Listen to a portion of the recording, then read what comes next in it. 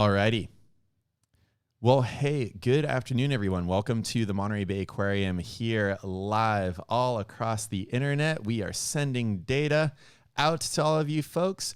Welcome if you are tuning in. My name is Patrick. I work here at the aquarium and social media. Hello to everyone watching the replay. And I am joined today by a very special guest. I am here with Rachel, one of our fantastic interpreters. Rachel, how are you doing today? I'm doing well. How are you, Patrick? Oh, doing great. We finally got all of our gear set up. We're going to wave hi to everybody. Hey, thanks for being there. So we are here in the tower room right now, Rachel. You can see the view along Cannery Row there in our picture-in-picture. So that is a live look right now here off of Cannery Row. How was your week here with the ocean here at the aquarium? We're going to start seeing all of the amazing comments here coming in from folks. How's the week here by the bay at the aquarium? It's been beautiful. It's been pretty flat, gray, lovely. I love the color out there. Lots of otters, being possum out there off the back deck. Lots of harbor seals, and I'm hoping to see some cetacean action while we're up here. Yeah, we've got a perfect view up here, Rachel, looking out over the Monterey Bay. We've got a lot of activity of some birds off in the distance. If we see any dolphins, any whales or anything, we'll try to zoom in on those right now. But in the meantime, we are seeing some folks here that are tuning in from YouTube. We've got folks that are hopefully there on Twitch as well, Facebook. There we go. We got San Jose, California, just up north. Can't wait to come by again. We hope to see you again soon. For you folks there, happy Friday, Rachel. Oh, definitely Friday. Friday, yeah. Hello, St. Louis, Palm Springs, California. Howdy Doodle, 3696. Thanks so much for being there, everyone. Happy holidays there to Riverbank, California. Hollister's there, Trenton, Missouri. We've got Alaska. Sonora is tuning in there as well. Thank you so much, everyone, for tuning in. Ohio, Texas, Chicago, Illinois, Stockton is there. Baton Rouge. Oh my goodness. So, Rachel, we're just here by the bay again. We're just going to talk about whatever we happen to see right now. It's kind of a chilly day, nice and flat out on the horizon. Not a lot of wind, a little bit of wave action here, but we brought you in today because not only are you an expert critter connoisseur here at the aquarium, you've also distilled down like a sommelier, just a delicious list of festive critters for this holiday season. Can you tell us a little bit about the animals we're going to be talking about? And I'll do my best to try to bring them up here for everyone here on the stream. Absolutely. So we're looking at holiday animals. I see a lot of people wishing us happy holidays and little Christmas tree emojis and all that. Thank you so much for the holiday wishes, because that's the theme today. And we're going to start off talking about the holidays with our decorator crab. Our decorator crab. Let's do it. Many of you have probably been decorating around the house lately, and you're probably working hard, but the decorator crab works extremely hard on its outfit for all year long. If you look at a decorator crab, they're kind of crazy looking. They're just covered in stuff from their environment. So if it's living among the green sea lettuce, it's going to be covered in sea lettuce. Maybe it's creeping around on some rocks. It'll cover itself with maybe some little anemones or sponges. Yeah, and so we've got a picture-in-picture up right now. I'm going to see about getting that picture even bigger for the folks out there. But can you tell us a little bit about how the decorator crab decorates? Because not only does it have an impeccable sense of style for a crustacean, it has a very cool built-in feature on itself to be able to actually put those decorations on itself, right? That's right. So the carapace, or the shell of the decorator crab, is covered in these microscopic little hooks called setae, and they're a lot like velcro. So what the decorator crab does, especially if you see them here in the touch pool, you'll see them pick something up, choose it for their outfit. They nibble on the end to rough up the edges, and then you see them kind of rubbing it back and forth on their shell until it hooks in.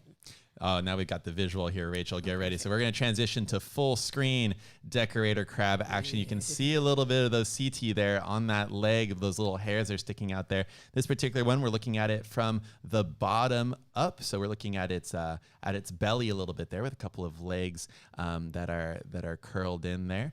And so again, you were mentioning sort of like Velcro there. They're able to just slide those little pieces on. Little hooks are holding on to them, right? Yeah. So, yeah.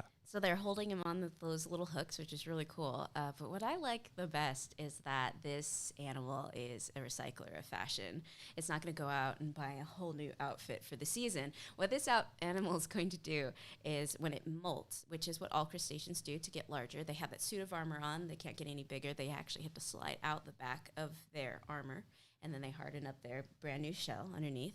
They'll look back at their old outfit, and they'll actually repurpose a lot of those items. Oh, really? So grabbing off old anemones, algae, and putting it back on. It's sort of like upcycling. Nice. So sort of, yeah, sort of like in a move, you might have the like, you know what? No, I'm keeping these socks, but like these shoes can go kind of situation. Exactly. They get to pick and choose. You were mentioning the sea lettuce, and by the way, all of these images here curated expertly by Rachel there. So there's that sea lettuce there on the back. So you can have a decorator crab that looks like a little side salad there on the edge. And this camouflage works very well for these animals out there in the wild because there really aren't too many things that are munching on decorator crabs once they get to a certain size. Here's another really great look there of decorator crab there with some strawberry anemones there on the back. Yeah. So it's not just algae or detritus. It can actually be living animals on the back too. That's an interesting point you made, that when they get to a certain size, they don't really have a lot of predators. So it's kind of like us. The young ones are all fashionable and choosing their outfits because they're like, oh my gosh, I don't want to get eaten. And the older ones, they kind of get lazy. I'm so big, no one's going to eat me. So they're in their drab sweatpants for the rest of their lives. That's awesome. Yeah. And to everyone here that is tuning in, hello, everyone. We got New Mexico there. What is the fuzzy thing there? So the fuzzy thing is that decorator crab, like we have been talking about there. So one of those festive animals. Would you have one of these crabs deck your halls here of the aquarium maybe at some point? It'd be some pretty good fashion there. I think so. Yeah, they're very fashionable.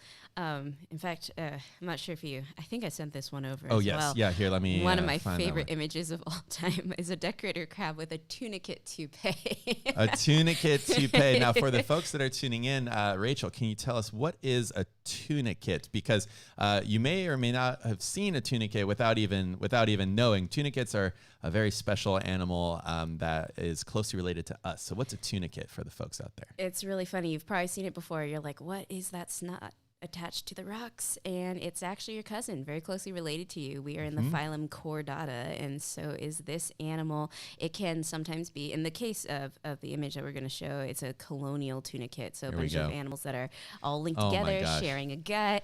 And there's the tunicate toupee. It's an orange toupee on top that is of the decorator crab. Solid, like rockabilly. I mean, that is a bold statement. Yeah. So yeah, that tunicate, a living organism there, picked up and put there on the back. So what a statement. And we have that question there from Maureen that you were mentioning at the start there. So what's the fuzz part of the crab? Is it like hair or moss? What is that? The fuzz that you're seeing all over the crab is the setae, or setae as some pronounce it. It's the little hook-like structures that are all over the shell to help the animal attach these other animals to its shell, and the algae as well. So it helps in decorating the decorator crab. Yeah, and I've finally found the amazing photo there of the setae up close. So here, we'll put this one up. So folks, when we transition here, we are going to be looking at the face of a decorator crab. Is this creature a lobster? It's not a lobster. No, it is a crustacean, though, in the same family. You can kind of think of a lobster as just an elongated crab, where crabs have the tail kind of tucked up underneath their belly, whereas a lobster has the tail hanging out there off of the back end. But here, Rachel, tell us what is going on here. We're looking at the eye of a decorator crab with all of those setae that you're mentioning. It's really beautiful. So we're looking at the crab. It even has, it looks like maybe a piece of shell stuck to the top of its face. I love that someone said a delightfully decorated crab. Yeah. It's delightfully decorated. I love the alliteration there. But grabbing different pieces from around it so that it becomes camouflaged with its surroundings so it doesn't get eaten by predators. And this is a really great question we have here. The Tough Rough Huff over here on Twitch is asking, is this what the crab in Moana was based off of? Now, that is a tropical crab, but it's not the only. So decorator crabs, these ones out here, they're in the genus Loxorhynchus for the ones that we have here in our area. There's a couple of other. Skyra is another genus of decorator out here. here, but that particular decorator crab is a tropical type, and in the tropics, you have crabs that are putting massive anemones on their back. I mean, they can just really outfit themselves with critical defenses. So that's an excellent observation there. Moana decorator crab, so shiny. That's so shiny. Yeah. All the different pieces it had on there. Definitely. Yeah. So excellent stuff there. Oh, I'll transition us back over here. You had a long look there at the CT. But yeah, so that decorator crab there, or the crab from Moana that puts a bunch of different animals on themselves. That's not rare in nature. In the wild, you do have a lot of organisms that do that. For example, Boxing Day is coming up here on the 26th, and boxer crabs, which you might be familiar with, Rachel, are the ones that put the little anemone pom-poms on their claws, and then they can use those to ward off predators. So it's kind of adorable. Yeah, a lot of animals in nature will grab things around them to camouflage themselves. I'm even thinking about like green anemones that you might see out in the tide pool, and they have little bits of shell all around them and little bits of rock too. Yeah, great stuff. Okay, so decorator crab. I think we've done that. We've covered that particular amazing animal. So Rachel, do you have another one for us here? And I'll just transition us back to this camera. In this time, while Rachel is looking for the next amazing critter to talk about, thank you so much for tuning in. My name is Patrick. I work at the Aquarium and Social Media. This is the incredible Raconteur Rachel here, and we're hanging out by Cannery Row, overlooking the ocean for this classic Friday afternoon hangout with the sea. Okay, Rachel, who do we got next? So we just talked about the decorator crab, decking your halls. We are now looking at the snowflake moray. Ooh, snowflake moray. Okay, coming right up, everybody. Let me just do a little bit of live production here.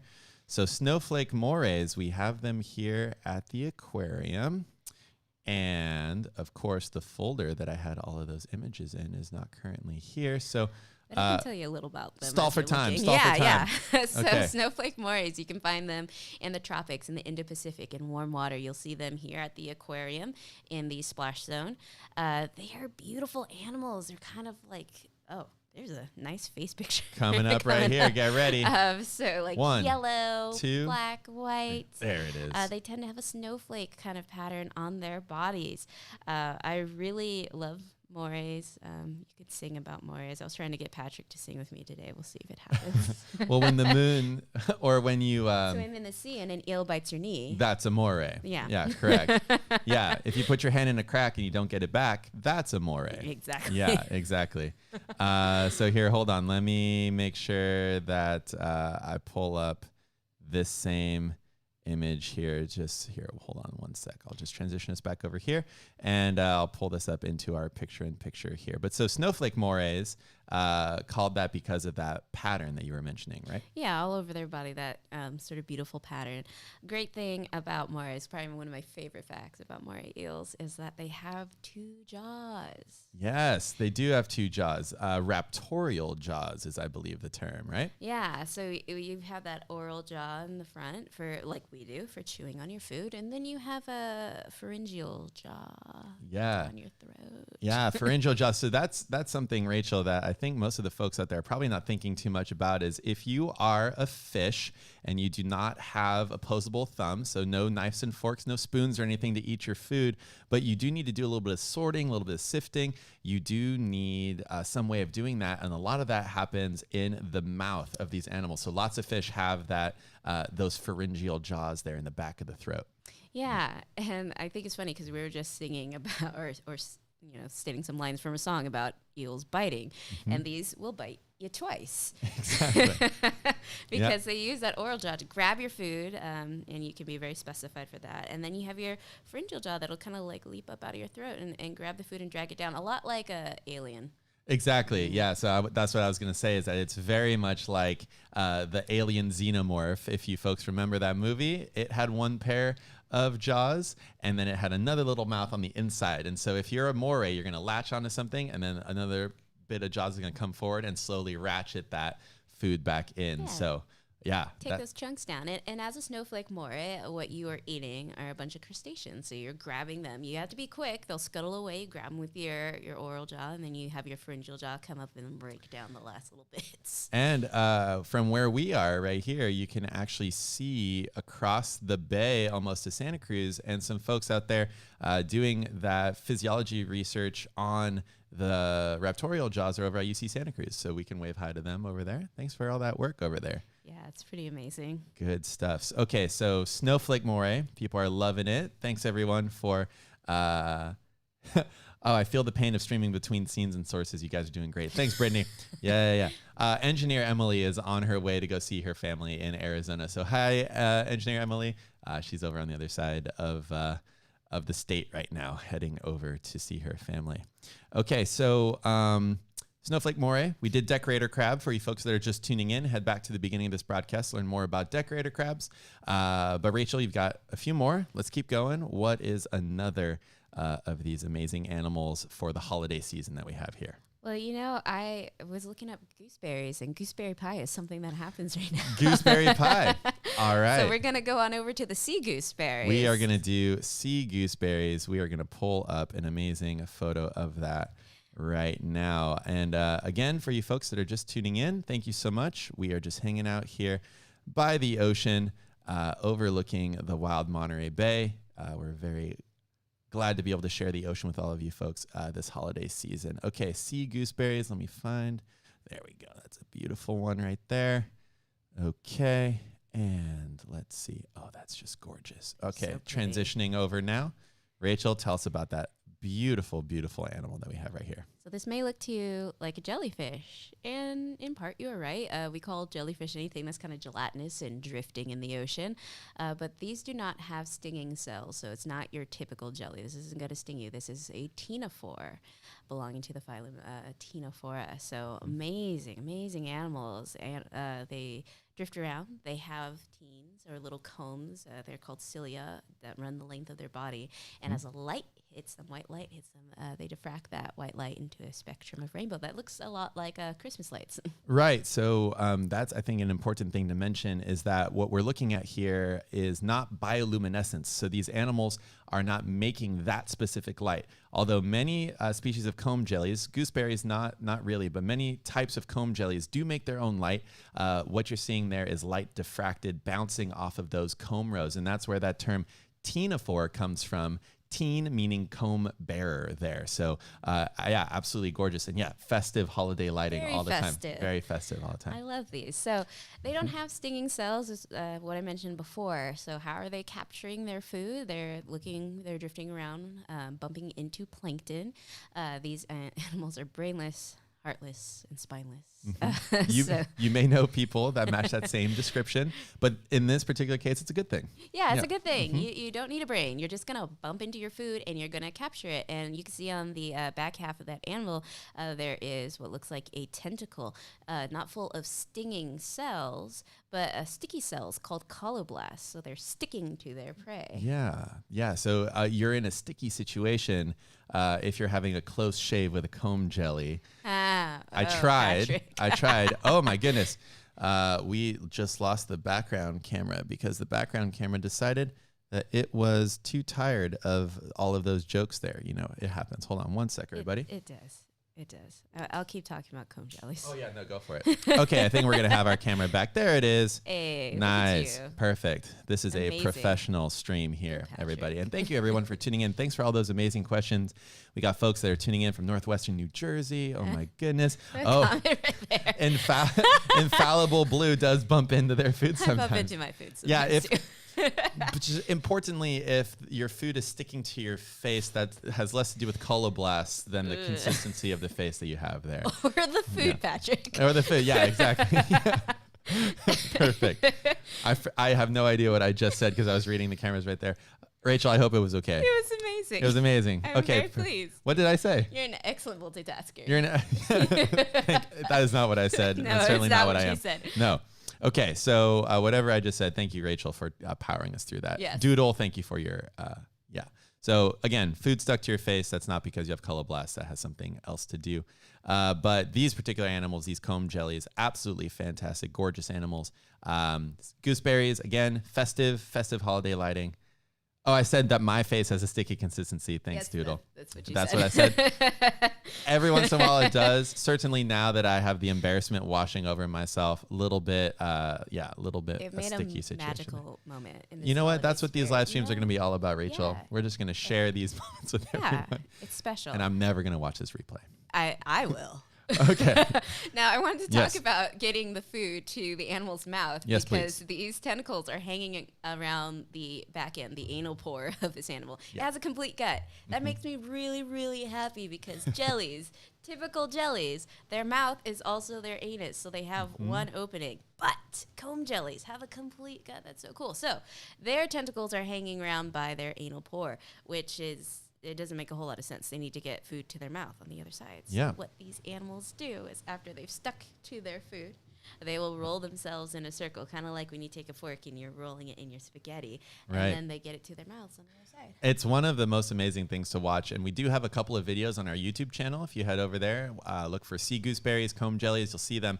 And they have their feeding net out, and then when they grab enough food, they pull them in, and then they spin on top of themselves to get the food there to their mouth, and their mouth is also somewhat prehensile, and it'll just slurp all of the food there off of the arm. It's really an amazing thing to see. For an animal without a brain, it's pretty clever. Oh, very, very cool. And they do have 2 anal pores.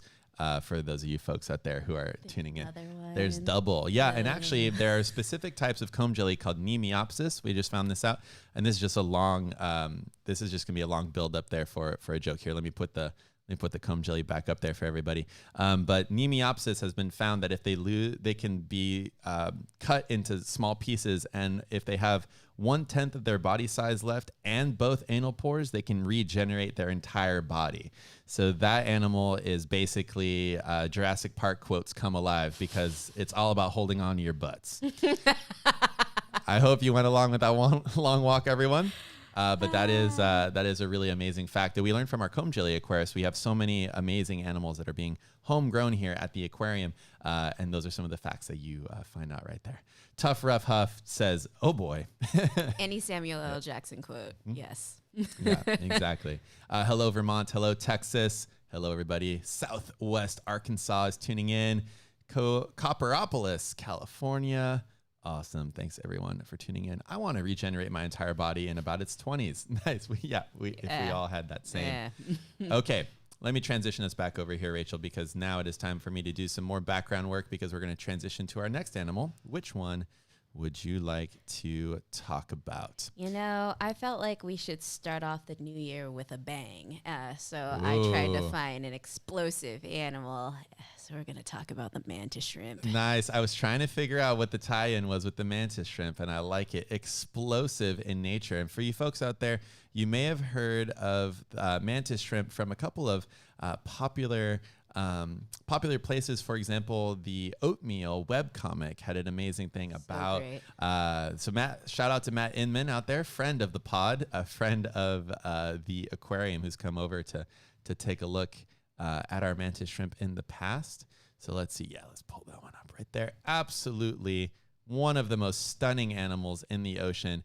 Here's a peacock mantis shrimp. There are many different types of mantis shrimp, but tell us why you think this one is some fireworks there for the new year. You know, I think that this one's very festive. It's very bright, colorful, beautiful. The peacock mantis shrimp is lovely, and it's an animal we have here at the aquarium. This animal is explosive in how it tries to stun and capture its food. So it has these amazing smashers. You can kind of see it, I think, in this picture here, just like tucked up. I mean, this is why it's called the mantis shrimp, is it has that mantis position, but it can lock these smashers back. It swings them forward and it smacks its prey. It stuns it. There is a split second where the water boils to the point of the sun. Yes. There's this flash of light. These bubbles form and collapse very rapidly. It's called cavitation. Yep.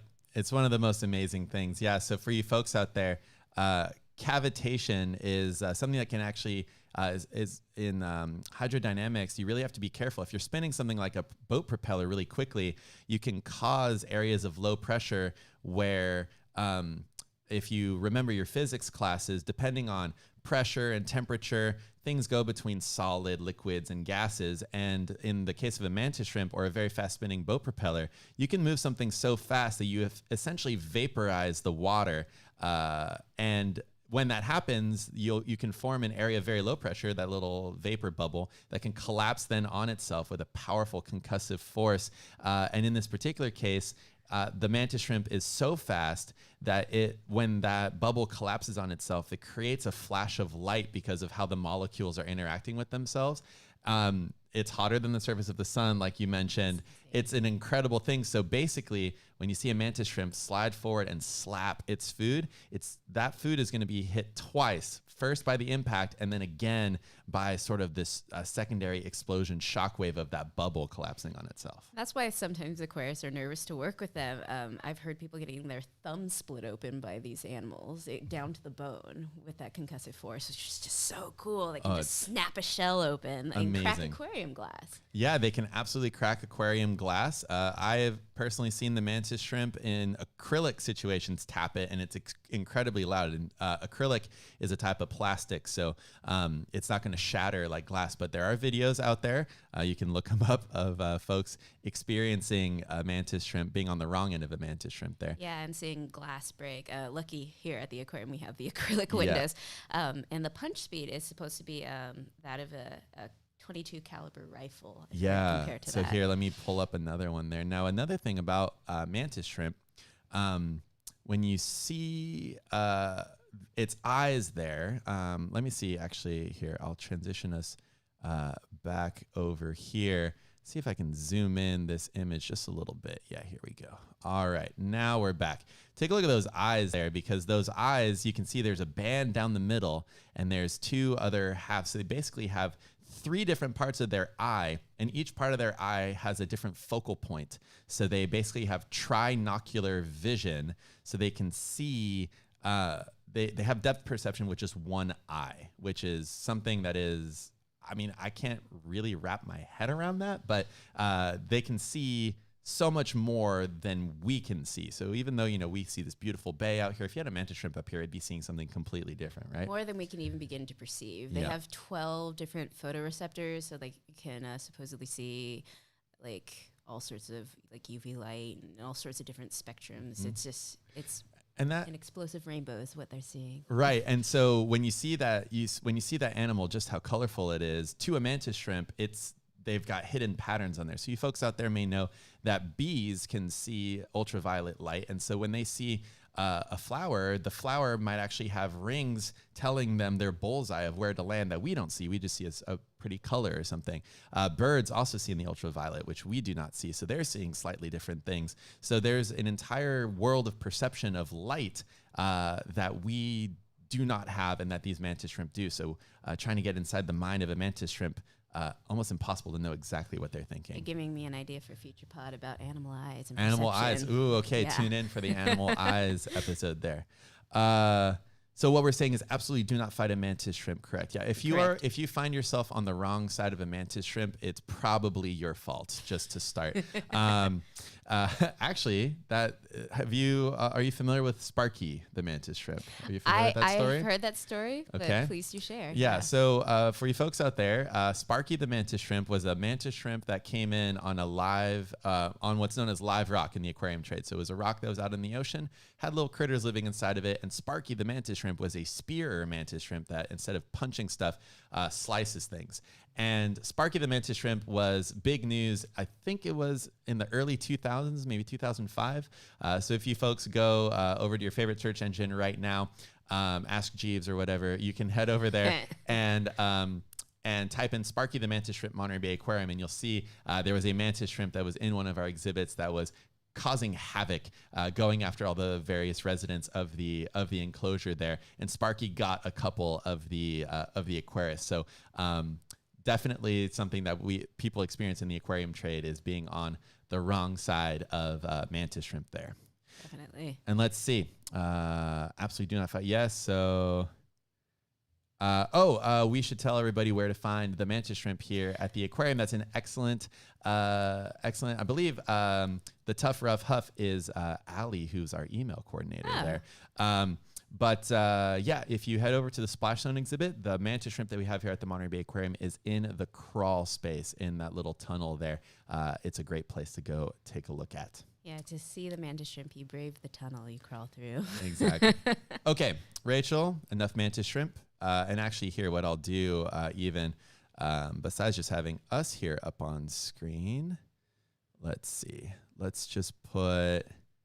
there's that beautiful view of Cannery Row. So we got some waves there breaking on the outside. We got some of the visitors there to the aquarium off the back deck. So, Rachel, what is our next animal here for the folks out there? Staying with the festive theme, let's talk about chestnuts roasting over an open fire. Chestnuts roasting over an open fire. We are going to go to some chestnut cowries. Chestnut cowries are really beautiful and I think super overlooked here at the aquarium. I know a lot of people are familiar with cowrie shells, like necklaces that you might get when you visit Hawaii. The chestnut cowrie is pretty large though. Every necklace I've ever gotten in Hawaii is these teeny cowries. Our chestnut cowrie is about 3 inches, the shell, and they're so shiny. Absolutely gorgeous. Speak about shiny. Yeah, exactly, from Moana there. Yeah. Let's see. I need to scale this down just a little bit more. So a cowrie, very quickly, Rachel, can you tell us what kind of an animal is that before I pull it up, just so people know what to expect? Yeah, it's a snail-like creature. So it has a foot that it is cruising across, like your garden snail. It has a little mouth at the front with a radula, which is a tongue of teeth, where it licks rocks with this tongue of teeth to get off little bits of food. It eats anemones, sponges, tunicates, and other snail egg cases. And the Monterey Bay is considered one of the more northern parts of its range. We do see them pretty frequently around in Carmel and down in Big Sur, but there's that chestnut cowrie there. And one really amazing feature of them is the little, what look like sort of polka dotty bumpy parts crawling up the side there. Tell us a little bit about what keeps a cowrie shell so clean. Oh, yeah. So that might look like a little pretty skirt that the chestnut cowrie is wearing. That is a part of its mantle. The mantle is what secretes the shell or produces the shell of the animal. So it is taking its mantle and it's moving it up and over the top of the shell. That's what keeps it clean, keeps animals from burrowing down into its shell. And it's also laying down a layer of crystals. That's what makes it so shiny and beautiful. Exactly. And so that mantle part, if you know your way around a mollusk, that is going to be what looks like the bag and the back of an octopus head. It's also a part on the inside of, if you're eating an oyster, you'll see the mantle is in there as well. It's a critical part of a mollusk body plan to have that mantle help secrete the shell. And in this case, also helps to cover it up, keep it nice and clean.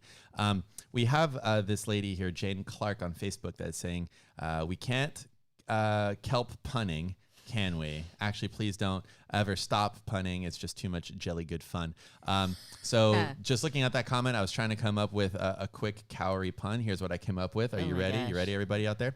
Okay, so what I came up with was, what do you call a mollusk that is terrified?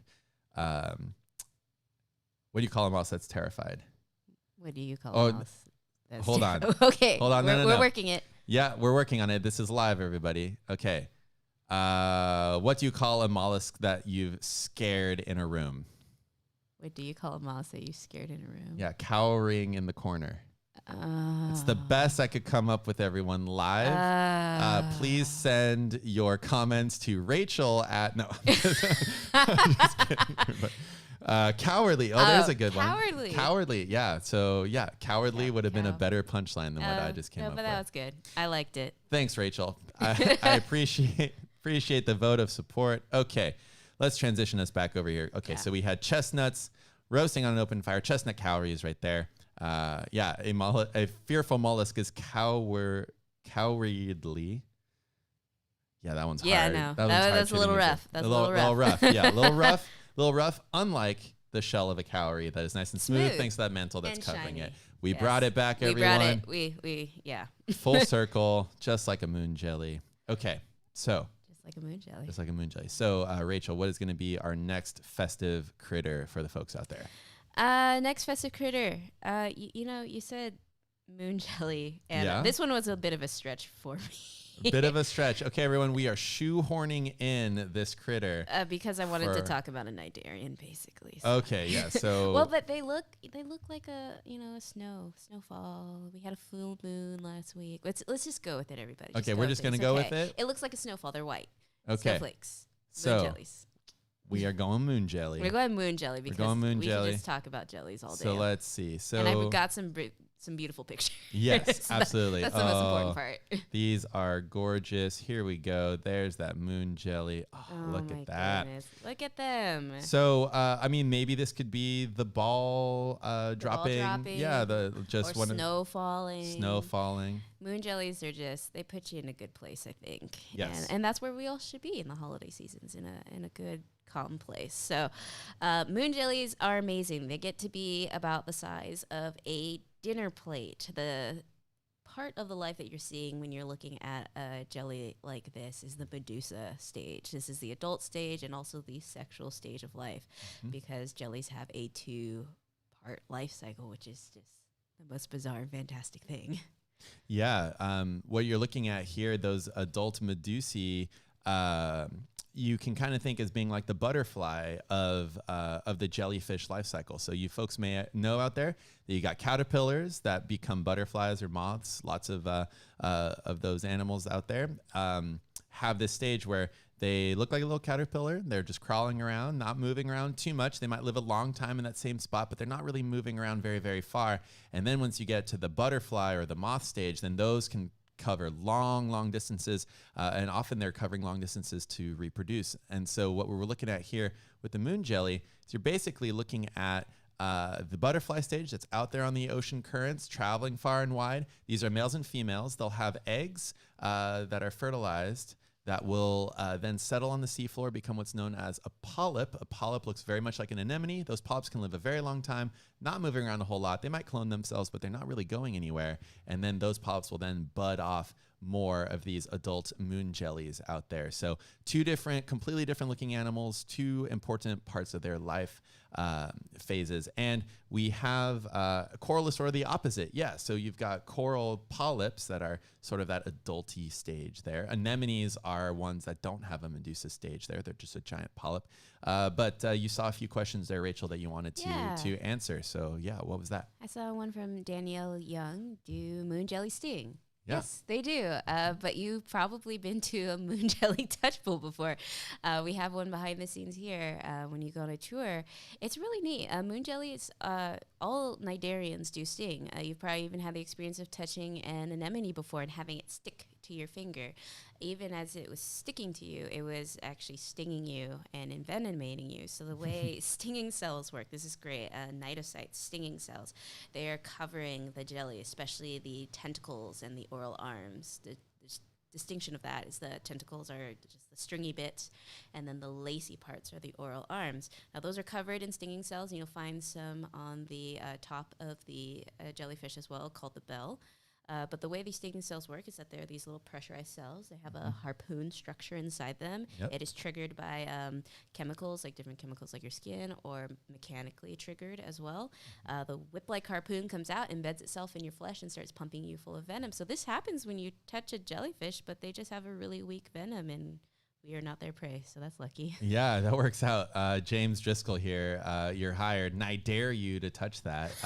Yes. Yeah, cnidarian means a stinging animal. So yeah, those stinging cells, there's many different structures there. You may hear the term nematocyst, which is specifically the harpoon that's coming out. That's usually living inside what's known as a cnido-sight, which is the larger cell that actually holds the nematocyst in there. And then cnidarians are the ones that are stinging. Yeah, if you ever meet a Bill Nye spelled C-N-I, do not shake his hand. Might sting you there, right? It might sting you. This is true. Okay. Sorry, I wasn't gonna let myself get outdone on our very own broadcast here with puns there. It's what we try to do. Okay. This is wise. So moon jellies, festive, gorgeous, beautiful, another drifting, another awesome Slimy. animal Yeah. for the holiday season. We've got a few more to cover. Folks, Let's if you have roll. any questions, please do let us know. And by the way, thank you so much for tuning in to the Monterey Bay Aquarium. This is your Friday afternoon live stream. My name is Patrick. This is Rachel, Raconteur Rachel here, who has prepared so many festive animals for all of us. Oh, and Rachel, so I see what you have over here, so I'm going to pull that up. But Doodle3696 over on Twitch is asking us, what is your favorite jelly? If you have one, of course. Rachel, what is your favorite jelly while I pull up the next animal? So I was a jelly volunteer at the aquarium here for about 3 years, and I was stung by every species of jelly. I love them all. I actually love the one that stung me the worst, which is the purple striped jelly. Wow. Chrysora colorata. Amazing jelly. It's the only jelly that I ever got a really bad rash from on my arm when I was working with them. Just absolutely beautiful. They are kind of pinkish on their bell. They get these dark purple or maroon stripes across them, and each one seems to be a little bit different. Just really a beautiful animal and a very stingy one as well. So purple stripe, beautiful, but also very itchy potentially there, right? Yes. Okay. So that has given us plenty of time to transition to the next organism. Drum roll, everybody. Rachel, who do we have here? The Christmas tree worm. Nice. It's the holidays, so we had to pull this one up. I think we've only had a couple instances of this animal at the aquarium, but when we find them, we're always really excited about it. They have these beautiful plumes that come out of the top of their body. They're a tube-dwelling worm. You find them burrowed into their tubes, usually inside of coral, and then these two plumes kind of erupt out. And with these plumes, they capture food, and then they pull it back in. And I'm not sure if you can see it on this image, but they also have this third structure that's sticking out that looks like a weird little nub.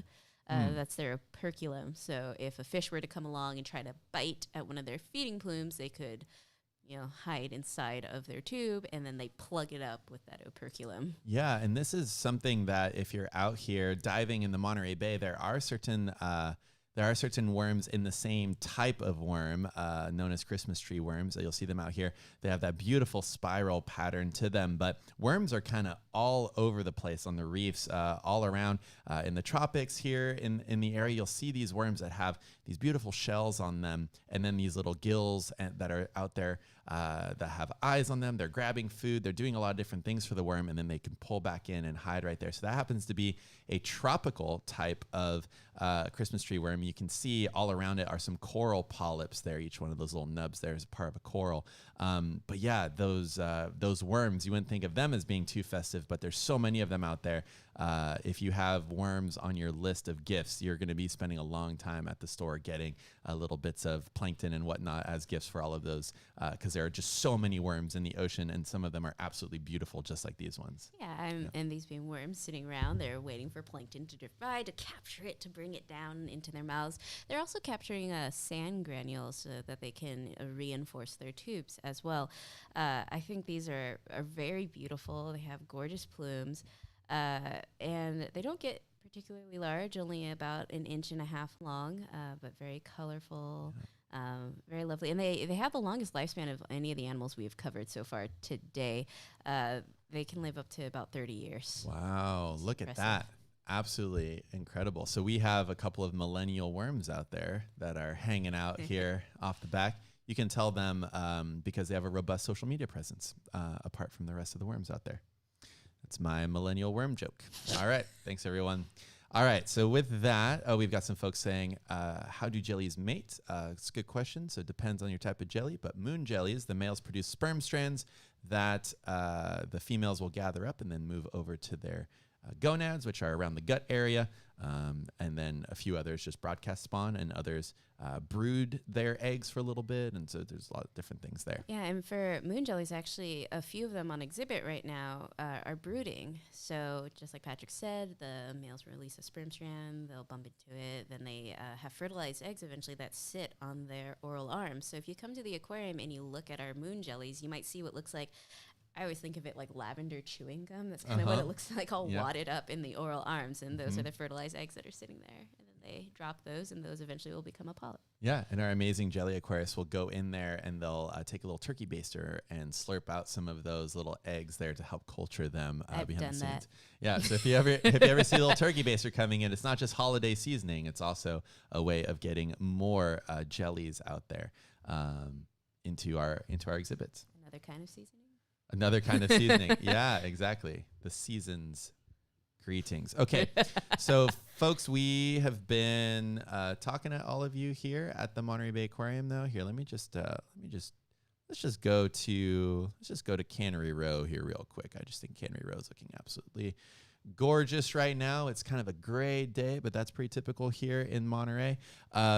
We got some waves rolling down. This is a look at the back deck of the aquarium where we've spotted a lot of different things, and definitely a festive time of year here in Monterey, having all the folks coming into town to say hello to the aquarium. Okay, let us now put us back on cam. Rachel, who is going to be our final festive animal? You brought a lot more. This is going to be our final festive animal, I believe, so that we can let the folks get back to their holiday planning, maybe their travels, for all of you folks out there. So our final one, who do we got? Our final one, we're going to head to the top of the tree, and we're going to end with a star. Nice. And we're going to end with a star that we see a lot here in Monterey Bay and also at our aquarium, the bat star. So,